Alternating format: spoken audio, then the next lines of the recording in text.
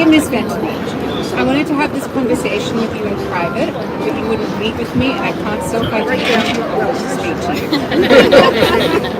You have barriers in place to keep yourself and your office in order, as is your right. It's a very good right, one that I would like to exist for other women. But I'm going to speak to you about self-ID anyway. The reality that a man self-ID as a woman and therefore have access to women's spaces. And I hope that you will hear me and every other woman who is speaking. What a pointless statement. It's not pointless. Is this important?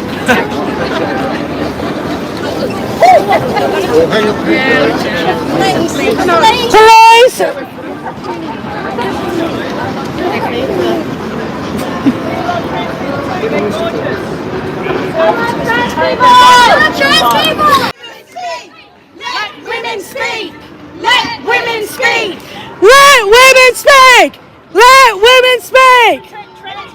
Same people who vilify those who exist afterwards. The same people that protect trans kids. I want to start by saying that I don't believe that you think that men are women or that men can become women. I simply don't believe it.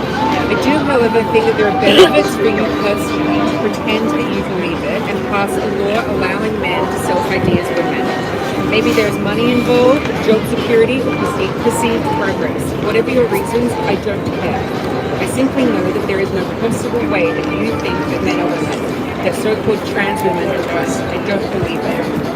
I don't believe that you have spent your life thinking that men are women or that men can become women and are now brave enough to voice that opinion and enact new laws. I think that you have been manipulated by coercive men into thinking that men who claim to be women are oppressed and desperately require the legal right to be recognized as female. No woman is immune from male abuse, and I think that being coerced into thinking that men are women is a form of psychological abuse. I also don't think that you would ever want to be in a room alone with a male sex offender. I think that it is safe to assume that no woman in the world wants this. In fact, I think we make as many decisions as possible to avoid this. I have no doubt that you have made decisions in your life to protect your own safety, that you have avoided male danger at all costs, that you have been pleased when safeguarding is available. I have no doubt that you value your safety as much as I value mine. In September of this year, a male rapist walked into a domestic violence shelter in Canada and was admitted because he said he was a woman. 2 days later, he raped a woman who was already fleeing male violence. This man was arrested. He will probably hopefully serve prison time. In a male prison? Hopefully, because at some point it has to be recognized by someone in charge that this man is not a woman. But he could be put in a women's prison, because that's what happens when self-ID laws exist. Of course, this is just one example of self-ID being every woman's worst nightmare. But how many examples do we need? Do you want 10,000? Do we need 10,000 rapes? Of course we don't. I know that you have met with LGBTQ plus activist groups on this issue, as you have said you have. And I'm sure, like me, you have long supported the LGBT community and would never want to discriminate against people who have done absolutely nothing wrong. But I want you to think about the first letter in that community, L. It stands for lesbian. I want you to think about whether a man can self-ID as a lesbian. And if they can, what is a lesbian? What have you been supporting? Because it certainly isn't same-sex relationships.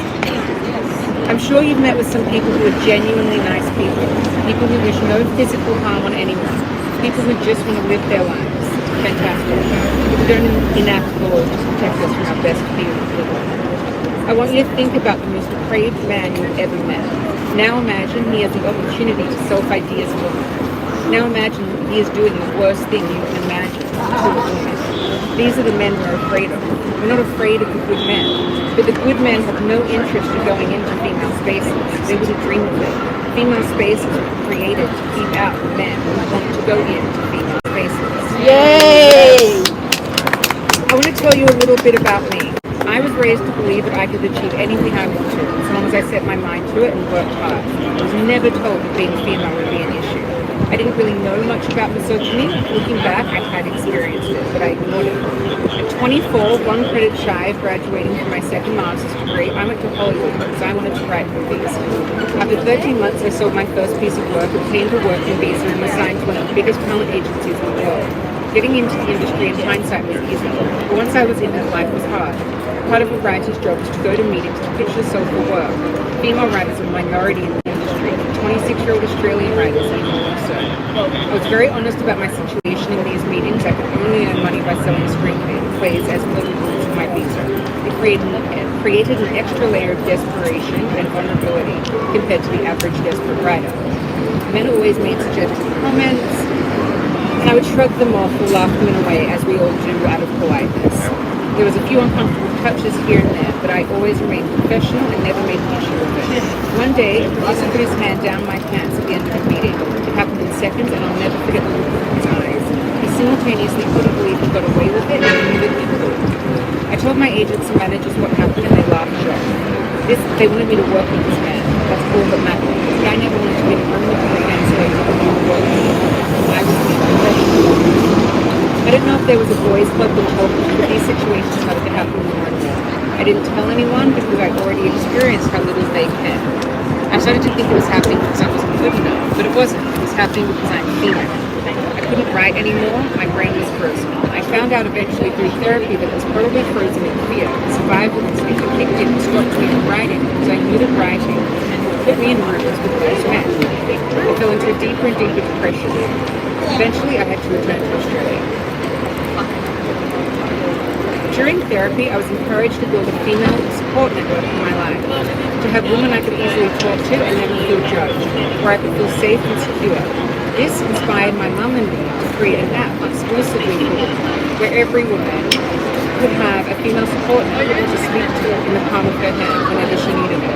Before we officially launched, it was called Transphobic, and we've been working to recover from that high ever since. Incidentally, we tried letting on men they threatened to rape me. I have the evidence. They negated what a female space is all about. Are we supposed to believe that these men didn't threaten or worse in real life? A man who claims to be legally female, whatever the fuck that means, filed a human rights complaint against me because he is not committed on him. The Australian Human Rights Commission supported him. For 6 months of my pregnancy, I dealt with this. I refused to agree to his demands, which included allowing him and any male who claims to be a woman on the app and attended re-education classes so I would adhere to his version of sex. Can you speak up a little bit more, please? Because I refused, he filed a discrimination suit in federal court with the help of an amazing female barrister. We planned to fight back and challenge the Sex Discrimination Act that allows men to even suggest that they are women. We were prepared to have federal law changed. He withdrew his case, of course. We are currently preparing to relaunch our app and expand, and will continue to maintain a female virus. Not legally female, not self-ID female, biologically female. The only female there is. If that requires moving the location of the company, thereby taking a female-owned and run business out of Queensland, we will. But in the meantime, we will stay and fight against any law that says women have to believe that men are women, to say that men are permitted in female spaces. So sure, you can enact these laws, we will fight against them, and I believe we will win. But the court of law requires evidence, and there is no evidence that men are women. You know that with the Attorney General. My entire professional life has been dodging abuse by men. And it's a woman like yourself opening the door to these men. There isn't a single person on this planet who would change anything about their treatment of me if I suddenly declared I was a man. Incidentally, my mom and baby girl aren't here today because of threats of violence from males towards women who say no to self-ID. Your legacy will be allowing these same men to access female spaces, but having barriers on who you yourselves speak to. Thank you. I will.